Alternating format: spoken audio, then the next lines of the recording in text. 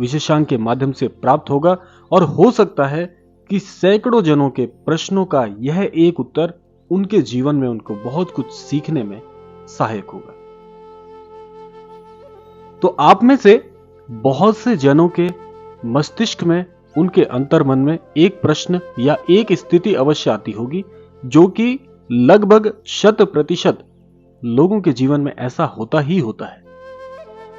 वह परिस्थिति क्या होती है कि आपने जीवन में कोई लक्ष्य तय किया है, उस लक्ष्य को पूरा करने के लिए आप भरसक प्रयास कर रहे हैं, अद्भुत प्रयास कर रहे हैं, अपना सब कुछ आपने उस प्रयासों के लिए सब कुछ झोंक दिया है। लेकिन अंततः जैसे ही आपको वह आपका लक्ष्य पूरा होते हुए दिखता है, उसी समय आप विफल हो जाते हैं, यानी कि आपके सभी प्रयत्न वहां पर समाप्त हो जाते हैं और आपको लगता है कि जितना भी प्रयास आपने अब तक इस लक्ष्य के लिए किया था, वह सब कुछ विफल हो गया है। जीवन अंत सा आपको दिखना प्रारंभ हो जाता है। आप एक बार इस प्रश्न को जरूर अपने जीवन के साथ जोड़ के देखिएगा, क्योंकि मेरा ऐसा मानना है, मेरा यह व्यक्तिगत मत है कि आप में से सभी के जीवन में एक बार यह परिस्थिति अवश्य आई होगी कि जब भी आपको लगा कि अब आप अपने लक्ष्य को प्राप्त कर ही लेंगे, तभी आपको असफलता का मुख देखना पड़ा होगा, जो कि बहुत ही दर्दनाक होता है, बहुत ही पीड़ादायक होता है। तो आज इसी विषय पर आपको कुछ ऐसे संकेत, कुछ ऐसे मत बताएंगे जिससे आप यह समझ लीजिएगा कि अब यदि आपको यह संकेत प्राप्त होने प्रारंभ हो जाते हैं तो आपकी कोई बहुत बड़ी मनौती, बहुत बड़ी मनोकामना पूरी होने वाली है। यह आज का विषय है। तो उसी क्रम को आगे लेकर चलते हैं कि होता यही है कि जब आप किसी लक्ष्य को बहुत उसके लिए प्रयास कर रहे होते हैं, विफलता आपको मिलती है, उस समय आपको एक संकेत ईश्वर की तरफ से मिलता है कि जब आपकी मेहनत, आपकी ईमानदारी से की हुई मेहनत विफल हो रही है, तो यह एक संकेत है कि आप जिस चीज के लिए प्रयास कर रहे हैं, हो सकता है कि आपकी नजरों में आपका वह लक्ष्य हो, लेकिन ईश्वर ने उस लक्ष्य से भी बहुत बड़ा कुछ आपके लिए सोचा है। देखिए, एक बात हमको बचपन से सिखाई जाती है कि जितने भी कार्य हम करते हैं और जितना भी हम प्रयास करते हैं, उसके अनुरूप हमको फल मिलता ही मिलता है। आप किसी लक्ष्य के लिए प्रयासरत हैं तो ऐसा हो ही नहीं सकता कि आपके द्वारा की गई मेहनत खराब हो जाए, क्योंकि की हुई मेहनत कभी खराब नहीं होती है। ये बहुत सटीक और बहुत अटल बात है। लेकिन जब आपने ईमानदारी से किसी लक्ष्य के लिए मेहनत की हुई हो, बहुत आपने अपना दिन रात एक कर दिया हो, उस प्रयास में कमी ना छोड़ी हो, तब भी आप विफल होते हैं, तो समझ लीजिए कि आपकी असफलता ही एक संकेत है ईश्वर की तरफ से कि आप जिस चीज के पीछे भाग रहे हैं, जिस चीज को आपने लक्ष्य बनाया हुआ है, ईश्वर ने उस लक्ष्य से भी बहुत बड़ा कुछ आपके लिए सोचा है और वह आपके जीवन में शामिल होने ही वाला है। तो यहां पर अधैर्य नहीं करना है। सबसे पहला कार्य यही है कि आपने अपनी हिम्मत को यहां पर टूटने नहीं देना है, क्योंकि आपने इस लक्ष्य के लिए जितनी मेहनत की है और वह लक्ष्य की मेहनत जो आपके द्वारा की गई है, आप विफल हो जाते हैं, तो यहां पर अब इस प्रयास को यही नहीं छोड़ना है। यह कभी नहीं सोचना है कि यहां पर अब जीवन समाप्त हो गया है, अब मेरा लक्ष्य पूरा नहीं होगा। असफलता के बाद ही सफलता होती है और यह बात 100% सत्य है।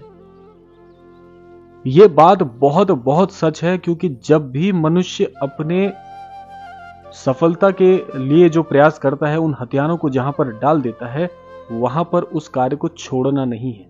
अपनी पूरी हिम्मत से एकजुट होकर स्वयं को खड़ा करना है, स्वयं को उठाना है कि नहीं, अभी यह लक्ष्य पूरा नहीं हुआ है। आज यदि विफल हुए हैं तो यहां से फिर एक नई शुरुआत करनी है। और वो आपको लगता है कि एक नई शुरुआत होने वाली है, लेकिन वह सही मायने में आपको ईश्वर के द्वारा प्रदान किया जाने वाला ही सबसे बहुत सटीक लक्ष्य होता है जो ईश्वर ने आपके लिए सोचा है। क्योंकि आप तो यह सोचते हैं कि मेरे द्वारा निर्धारित किया हुआ लक्ष्य मैं पूर्ण नहीं कर पाया, तो अब यहीं पर अंत हो जाएगा। यह सबसे बड़ी भूल होती है। जितने भी लोगों ने अपने जीवन में आखिरी बार प्रयास को छोड़ा है, ठीक उसी के बाद सफलता का नया आयाम शुरू होता है। इसीलिए कहा जाता है कि मेहनत करना कभी मत छोड़िए। जीवन में नियति और भाग्य तो साथ देता ही देता है। नियति और भाग्य सबका निर्धारित है। ईश्वर ने सबका भाग्य, सबकी नियति, सबका प्रारब्ध निर्धारित किया हुआ है।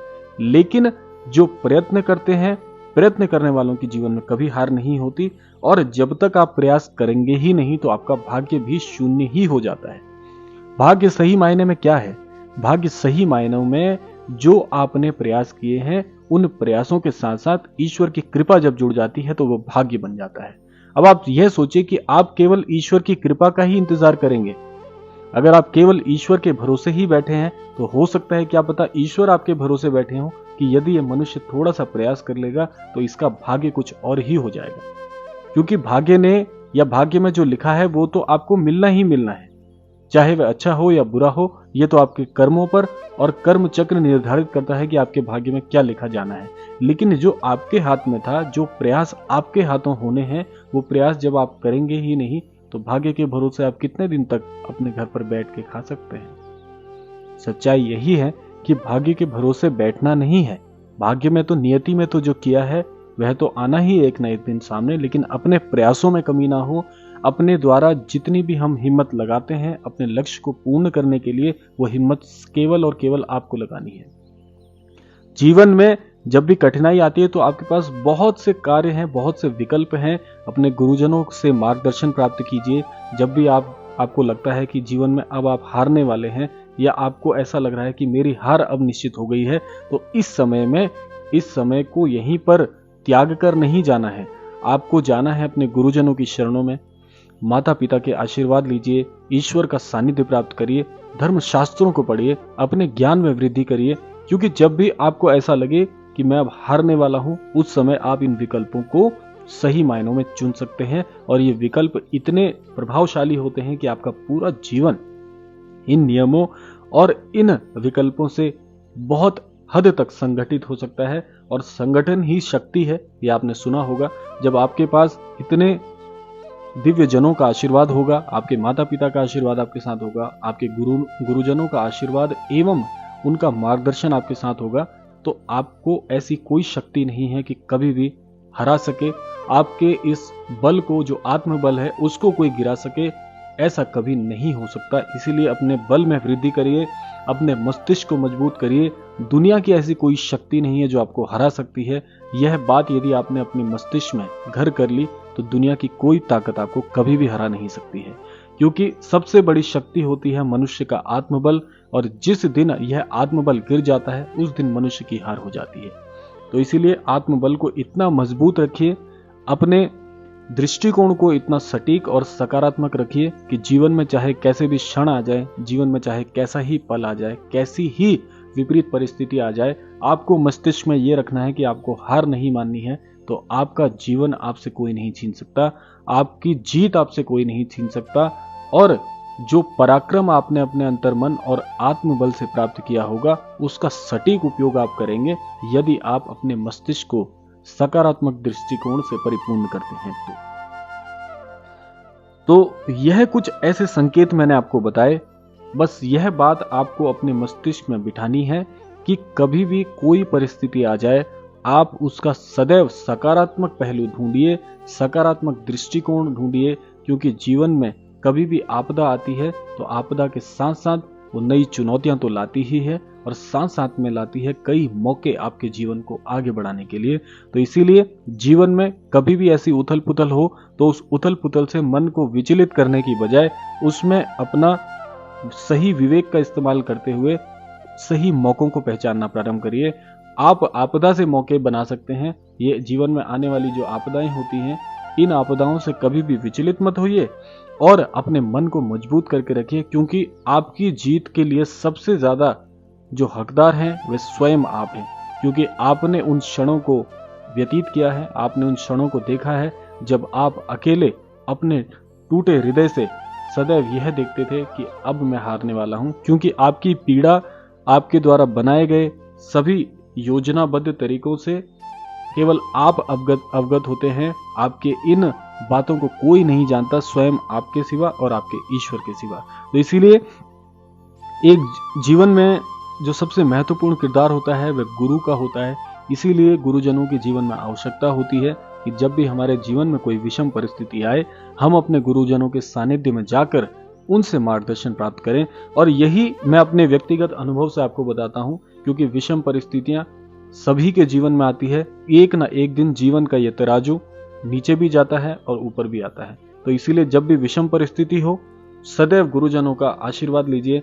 मेरा व्यक्तिगत अनुभव है, जब मेरे जीवन में मुझे लगता है कि कोई कठिनाई मेरे जीवन के सामने खड़ी है, मेरी विषम परिस्थितियां चल रही होती हैं, तो सबसे ज्यादा मैं अपने गुरुजन यानी कि श्रद्धेय श्री नीप करोड़ी महाराज जी की सानिध्य में आ जाता हूँ। सदैव मैं उनका नाम जाप करता हूँ। ये मेरा नियम है कि महाराज जी को याद किए बिना मेरा कोई दिन व्यतीत नहीं होता। इसीलिए अपने सभी विषम परिस्थितियों में, सभी जितने भी क्षण मेरे जीवन में आते हैं, उन सभी जीवन के क्षणों को मैं गुरु जी के सामने, महाराज जी के सामने कहता हूँ, उनको अपनी सारी बात बताता हूँ और वहीं से मुझे मार्गदर्शन प्राप्त होता है कि मुझे जीवन में अब किस तरफ जाना है। तो यह मेरा व्यक्तिगत अनुभव है। मैं भी आपको यही कहूँगा कि अपने जीवन में गुरुजनों को बहुत श्रेष्ठ स्थान दीजिए और गुरुओं का सदैव आदर कीजिए और अपने सभी जितने भी क्रियाकलाप हैं वो अपने गुरुजनों से साझा करना कभी मत भूलिए। जीवन में आप कभी भी मार नहीं खाएंगे, जीवन सदैव आपको बहुत सहज और सरल लगेगा। तो यह था आज का विशेषांक। आशा करते हैं आज के विशेषांक से अवश्य आपने जीवन में कुछ न कुछ महत्वता को अवश्य जोड़ेंगे। इसी कामना के साथ विदा लेते हैं, मिलते हैं अगले क्रमांक में। तब तक के लिए जय श्री राम, जय गुरुदेव, जय उत्तराखंड।